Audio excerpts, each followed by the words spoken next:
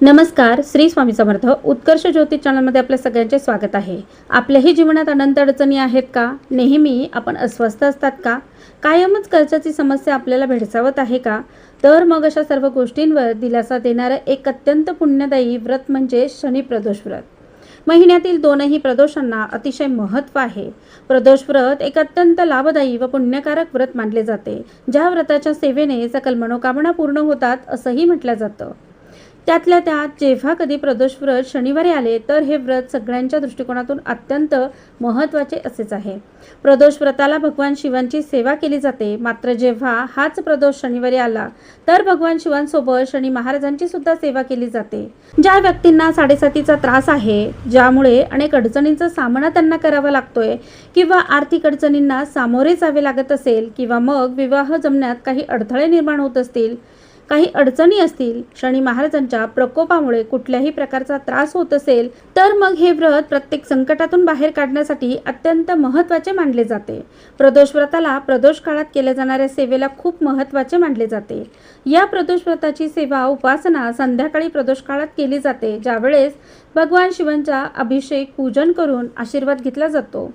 असंही म्हटलं जातं की प्रदोष काळात कैलास पर्वतावर शिवजी आनंदाने नृत्य करतात, ज्यावेळेस सर्व देवता भगवान शिवांची आराधना करून आशीर्वाद घेतात आणि म्हणूनच या प्रदोषाला अत्यंत महत्त्व देखील आहे.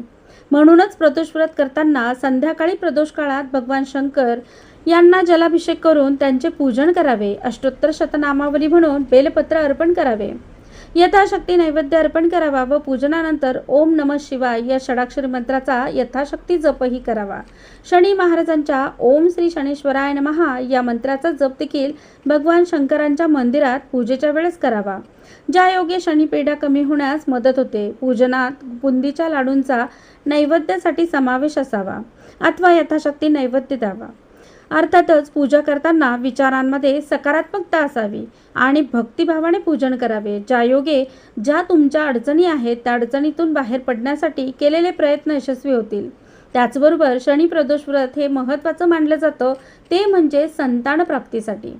या संतान प्राप्ती हेतू हे व्रत सुद्धा करता येते. तेव्हा संतान प्राप्ती हेतू सुद्धा हे व्रत करण्याला अतिशय महत्त्व आहे. आणि असा हा शनी प्रदोष आहे 27 जून 2026 रोजी, अर्थातच शनिवारी. आणि शनिवारी शनी महाराजांचे अधिपत्य असलेले अनुराधा नक्षत्र देखील आहे. त्याचबरोबर साध्य नावाच्या शुभयोगाची निर्मिती देखील होत आहे.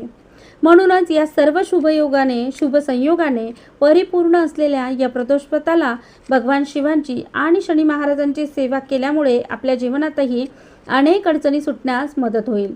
तेव्हा तुमच्याही जीवनात काही अडचणी असतील तर आवर्जून शनी प्रदोषाचे व्रत करायला विसरू नका. चॅनलवर नवीन असाल तर चॅनलला सबस्क्राईब करा. व्हिडिओ आवडला तर व्हिडिओला लाईक आणि शेअर सुद्धा करा. धन्यवाद. श्री स्वामी समर्थ.